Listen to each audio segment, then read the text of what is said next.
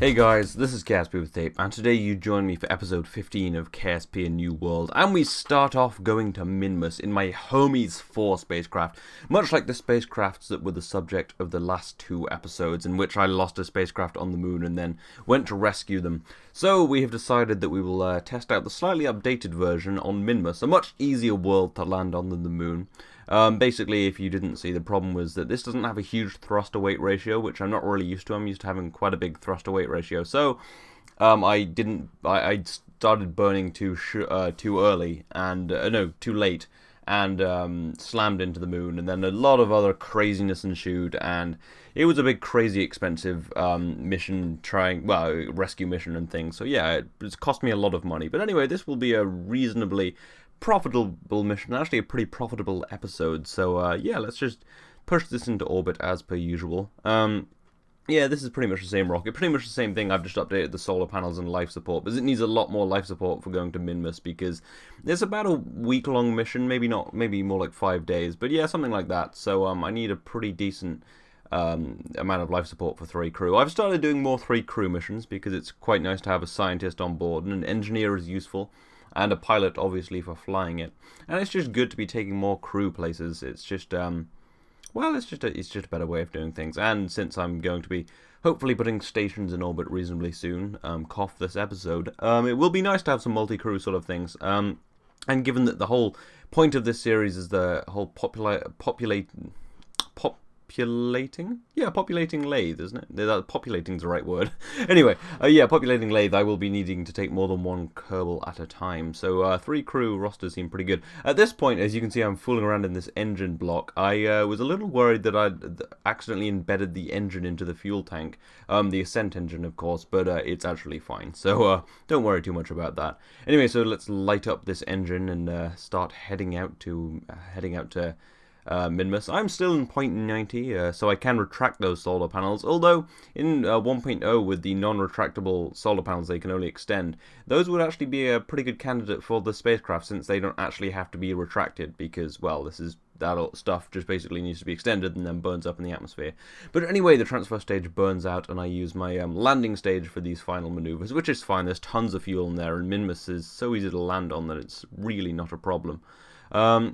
At this point I got a little worried, because it looks like I've lost my encounter, but I'm heading in the right direction, so it's very unlikely that I've actually lost my encounter, more that the game just isn't calculating it. But it's fine, because as I approach Minmus, you can see I do in fact get my encounter.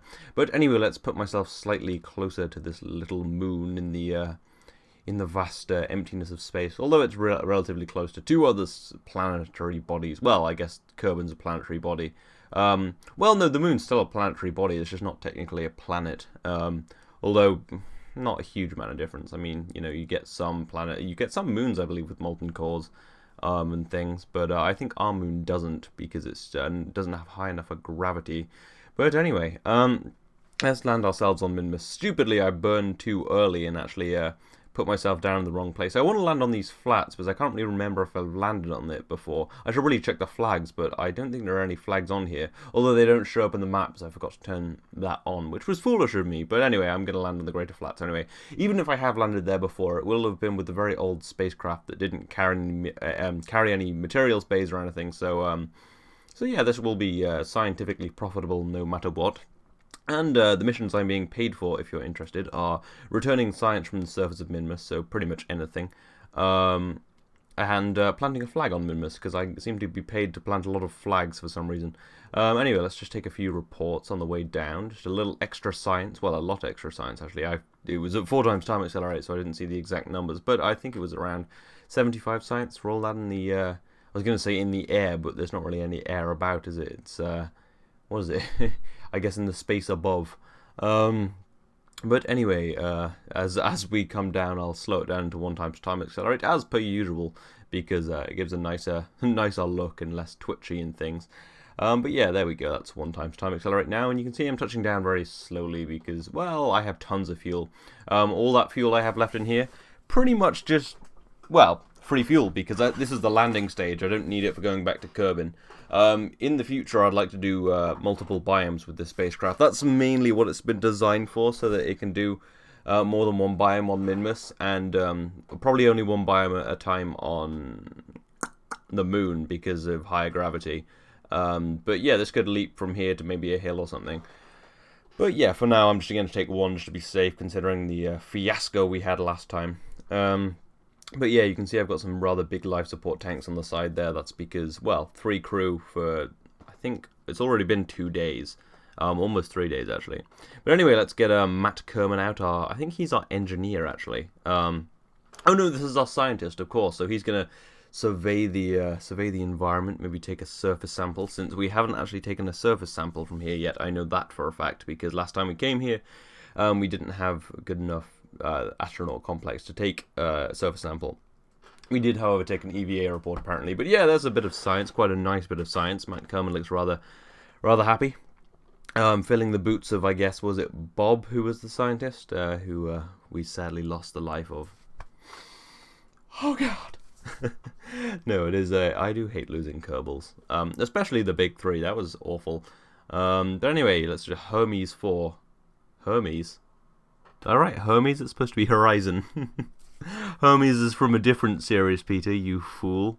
Yeah, and I couldn't remember the crew name other than Matt and I think maybe Milbury, so I didn't bother writing it down. I can't believe I put Hermes. No, it was of course Horizon 4. Because, well, it's part of my Horizon program. Which is opening up space as a horizon to Kerbal, since we need to be getting more science and things. But anyway, we're getting our scientist out. I think this is maybe Charlie Kerman or something. And we're just taking the data out of here. I'm not going to show you all of this because it was quite laborious, and I had to, well, spend a lot of time removing science and things and, like, falling off the spacecraft, and that's always a bit frustrating, but kind of nice on the low gravity of Minmus. And I do like the spacecraft. It has lots of little places you can perch to grab your science. And I think I get a bit jammed in here at some point, or maybe I cut that out. But anyway, after I've grabbed all that, I just get back in the capsule and head on back, yeah. You can see I've got all those reports, quite nice. Anyway, set up my staging properly, shut down the landing engine. The main reason I do 2-stage landers is because I like leaving something on the surface, like Apollo, because they always left their landing stages on the surface. It leaves a mark, and when I come back, I like to see it. And there's actually a bit of fuel in here, so it could be used in the future for that. But anyway, I think it's about time we took off, don't you? So let's shut down our engine, throttle up our ascent engine, and break away, leaving all that heavy crap behind. We don't need that. We've got all the reports, and let's just fly into space with everything we need. Our life support, our power generation, and enough fuel to head on home. But yeah, all my Kerbals look pretty worried. None of them have the badass trait anymore. I am hoping very much that when I upgrade to 1.0, I get Valentina Kerman, because it would be nice to have an orange suit, and who better than another badass, a true badass of the Kerbal space program, Valentina Kerman. Probably almost as badass as the real Valentina. For Christ's sake, I've really got to look up her second name. I actually forgot it a while ago and just never looked it up. The first woman in space. She was truly a badass. I don't know why, because, well, it had been proved that it was safe, but who knows? Women have slightly different physical attributes, you know, weaker and foolisher. No, of course not. I am, of course, just joking. I do not think that. But, well, actually, technically they are weaker. Obviously, if I fought, say, Ronda Rousey, it wouldn't, you know, prove my point. But as in general, we are physically different. So I guess it was probably pretty brave going into space as the first woman, because you never know. It might have messed with your, I don't know. I'm not a biologist, so I don't know how. I don't know much about like different bone structures or whatever. But anyway, let's just bring ourselves back to Kerbin, that beautiful clouded Kerbin. But yeah, it's 4 times time accelerate, so my jittering around. This is actually me trying to find Kerbin, it was above me. And we got some beautiful texture glitching there. Whenever I'm jittering around randomly with the camera, it's usually when I can't find Kerbin. But anyway, let's drop ourselves into the atmosphere now. Get rid of our service module. And, you know, just descend into fire. It will be nice when I can... Do I have any deadly re-entry parts on any spacecraft currently in orbit? Because I'm thinking when I upgrade this... Well, if I upgrade this... I won't need deadly re-entry anymore. I mean, I could leave the parts in, because I think it'll be the exact same sort of thing as normal normal Kerbal Space Program Deadly Re-Entry, but there are a few mods that actually I don't need anymore, like the Fairings mod, Ferrum Aerospace. I don't really need that because they have a new aerodynamics model, although I might keep Ferrum because I do very much like Ferrum. It is very different from the normal atmospheric model, so I will probably keep Ferrum Aerospace because I think it's a mod that is still really good and just models a lot of things that even the KSP 1.0 doesn't really model, so yeah, I'll probably keep that in, and I know I'm just used to it now. But anyway, we had touchdowns safely for once. And how much money did we get? I think we got a decent amount. We got that one for planting the flag, which was about 50 grand, which I've already checked off. Yeah, Milbury, Matt, and Lowbury Comey. We got a lot more XP and a few more level ups. Matt's doing pretty well. And that's another. Is that 70 grand? Stupid low resolution. Post render. No, pre-render. This is post-production pre-render. Anyway, yeah, awesomely, we've got a mission to explore Jool. The entire point of this series, we finally can start exploring Jool and be paid for it. Send a probe out there, get into orbit, all that stuff. And I'm going to explore Ike as well. I've annoyingly maxed out all my missions, so I should probably complete some, really. I've forgotten what I have exactly now. Oh yeah, I have the one to put a station in orbit, scientific space station that will orbit Kerbin and do lots of cool things, although it's not 1.0 yet, so the labs won't return science properly. And although I do have station science actually, but I haven't used it yet, so I'm planning on just removing it because it does about the same thing as the science lab in new update. But anyway, I am using a slightly smaller rocket than I use for going to the moon, but this is in fact launching my first station. It's a very Skylab style thing. Is it Skylab or Spacelab? Yes, Skylab, which they launched on a Saturn V, I think it was Skylab 1, which is just basically a small station, all in one, you put in orbit. And I believe Mir was all launched in one. I may be incorrect, I'm not entirely sure. But it was only 20 tons, so you probably could launch it on a... Although, yeah, obviously the Russians have some heavy lift capability. But anyway, I've completely forgotten. But anyway, no, it looks too big, and no, Mir wasn't launched in one. But anyway, Skylab was, and that's basically what this is emulating. It's just a big laboratory. Well, it has one laboratory on it and space for another 8 Kerbals. So 10 Kerbals in total, which is the mission goal. I have 4 right now because I have life support, of course, and I have enough life support to keep 4 crew alive for 170 days. You'll notice there's no return spacecraft. That was because budget cuts said they didn't need to return right away. But I will be flying something up here in the not too distant future, so that I can return at least most of the Kerbals, just because, you know. This does have 2 docking ports, so it can be... first off, let's look at my contract. I think that's about 49 grand and 78 science. That almost pays for the lab. It cost about 54, but I don't mind because it's nice having a lab in orbit. But yeah, this has, as I said, 2 pieces of living quarters. The science lab, a couple of docking ports, one on the end, one on the side, for expansion or docking spacecraft. It has an antenna, a few solar panels, a bunch of batteries, and a bunch of life support, and an SAS unit, and I think that's about it. It doesn't have any propulsion, so...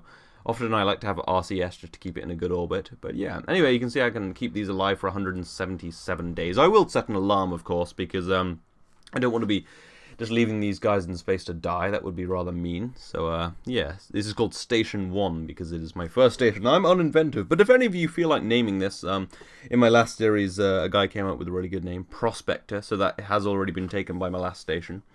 In my last series, but if you come up with a good name for this station, it's, you know, fairly simple. Probably not Skylab because that's basically what it's based on. Station 1's what I've got it already, but if you want to call it something, just, you know, put your suggestions in the comments and we'll take a look at them. But anyway, let's move some crew around. I know I've got 2 scientists on board. We've got I can't really see the names, but I think what have we got? Matt Kerman and Charlie Kerman are my 2 scientists. Matt Kerman, obviously quite experienced. He's just been to Minmus. But he's already raring to go back into space because he is a badass, big old badass Kerbal. And Charlie's a newbie. I've hired a few new Kerbals since our you know, dabblings in episode 13 and 14 of horrible loss and death of Kerbals. But anyway, looks like we're pretty good now. I might try and get some EVA reports or something. And there's not much I can do right now until I upgrade this to 1.0 because they won't just be researching much, and I need to fly a few spacecraft up here. But other than that, this is pretty much pretty much just a null station right now, but it could be useful in the future, and I like having a research station in orbit. It's often good for just refurbishing scientific equipment or something. So yeah, hopefully this will be useful in the future. It probably won't become a fueling station because that's just not really what it's for. That's quite futuristic for my tastes. But anyway, moving on, I have a few tests to run.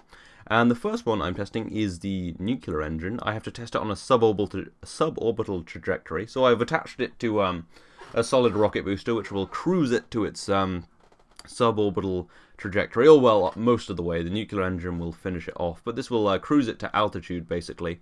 Then it will just light up its engine, and we'll test it on a suborbital trajectory. I'm being paid a lot of money for this because it's, very very new technology, very groundbreaking. They want to just do a simple test, and I'm going to attempt to recover it so that we can, obviously gain some telemetry and things and get a lot of money back. I think this whole test costs about 10 grand, and I'm being paid about 170 grand for it, so it's pretty good. I could run this test about 10 times and still make a lot of money back. But anyway, I'm just going to speed this up into 4 times time accelerate because it's just fairly simple. Just putting myself on a suborbital trajectory, just fairly standard stuff. Just accelerating myself to I need to be I think above 76 kilometers or something. I flip out a bit, which was a little annoying because those fairings kind of screwed me, but it's okay. I'll just ignite this, and now the ISP is still pretty high. And this is 0.90, so it still obviously requires liquid fuel and oxidizer, which is good because when I was talking about the whole, it only requires liquid fuel now, someone was like, oh, it only requires liquid fuel because it's a nuclear engine, and it always has only required liquid fuel. I was like, no. In old versions of KSP, the nuclear engine required oxidizer, as you just saw there, so I was right. Yup. Pretty important that I'm right. Yeah, I don't really care that much. But still, yeah, it is nice that it only requires liquid fuel now. Much more realistic to a real nuclear engine. Anyway, pulling the chute too early, it kind of leaves. So I'm going to have to land on the engine, which is fairly easy. It's a pretty powerful engine for the size of the spacecraft. My thruster-weight ratio is pretty good. My ISP is not great. But yeah, anyway, I touch it down. Let's slow it down into 1 times time accelerate. And just, touch myself down into... Giggity. When I said touch myself down, it sounded creepier in my head. But anyway, let's just get that nice landing in. Touching the spacecraft down on the water quite safely.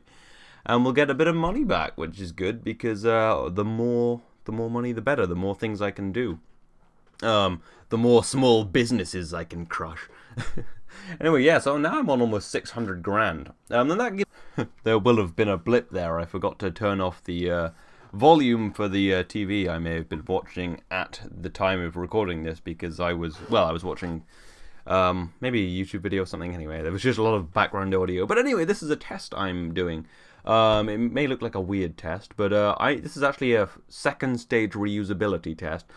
Second stages are quite easy to reuse in Kerbal Space Program because if they stay in orbit, it's much easier than a first stage, which you have to grab before you get to orbit and land and things. It's all very complicated.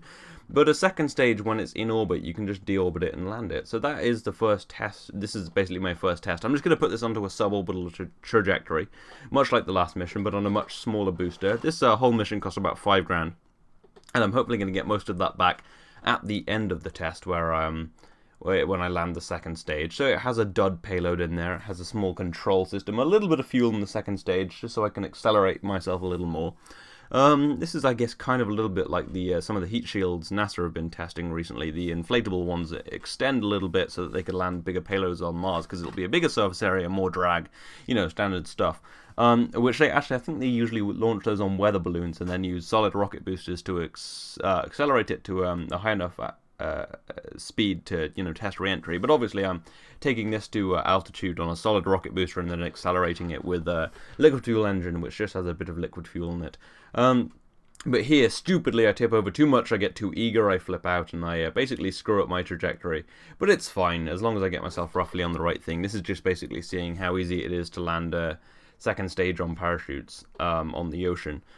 Because it would be nice if I could just bring back some of these second stages, because, I mean, I think this costs about, total, maybe about I think this second stage maybe $5 or something, and that's just a bit of money I could be saving each launch. Ideally, I'd like to reuse the whole rocket, but bringing back the second stage, if you saw my old KSP series, it's quite hard because you either have to get to orbit before it drops too low in the atmosphere, or you have to or you have to land the stage before your payload cruises to apogee. Well, apogee because it's Kerbal. So you have to land it and then switch back to it. So it's all a little bit, crazy trying to go super fast. But it can be done. I have done it a few times. Anyway, let's drop this dud payload and it comes back and slams us. But anyway, we need to turn around. And I'm just going to attempt landing on parachutes. I'm not going that fast and I'm not that high up, but it's just a first kind of test to see how easy it is to land on parachutes. And it's just a small rocket, but I'd probably end up doing this with bigger rockets, because these parachutes are actually probably, I think they weigh quite a lot, so it would be like I would lose a lot of payload for a small rocket. But with a bigger rocket, 2 parachutes would probably land the stage, and they wouldn't drop my payload usage too much. Although I could land propulsively. That's another option which I've explored before, which is always fun. I mean, I can land more precisely. I could land on land, and I wouldn't have to carry parachutes. Fuel's probably much cheaper than parachutes. Probably lighter if I'm smart, because I don't have to slow down that much, because Atmo will do it mostly for me. Maybe I'll throw an air brake or 2 on there. Although I guess I do get the parachutes back. So yeah, I'm going to explore just various reusing rocket sort of things, and I'm going to just try and make a few cheaper versions, like maybe some solid fuel rockets, maybe just a few reusable rockets, hopefully fully reusable one day, as I've said. Maybe some SSTOs, small at first, I guess. I have lots of plans. Actually, a good idea is what I had last time, which is an SLS configuration, which, if you don't know, is like, although the SLS does have a second stage, but I basically, just like in Kerbal Space Program, it's quite easy to have a big central stage, and then you put a few solid rocket boosters on the side which land on parachutes, which will be possible in KSP 1.0 because they have a longer load range. And then those just land on parachutes, and then the main stage cruises all the way to orbit, because it gets lifted high enough with the solid rocket boosters, and it actually has a pretty effective payload to orbit. And then you can just turn around the whole main stage and bring it back and land it, because you've got the whole main stage in orbit. It's kind of hard to explain, but I don't know, maybe I'll explain it better in later episodes, but it's one of my ideas. But anyway, this has gone very well, as long as this touches down quite well, and the SAS should hold it in place. So yeah, that's actually really awesome. I got that back quite nicely, and now I can recover it, and let's see how much money I get. I can't really see that, but it looked like maybe $5 or something, but that's awesome. Anyway, I hope you've enjoyed this. This has been KSP with Tape. I will see you next time.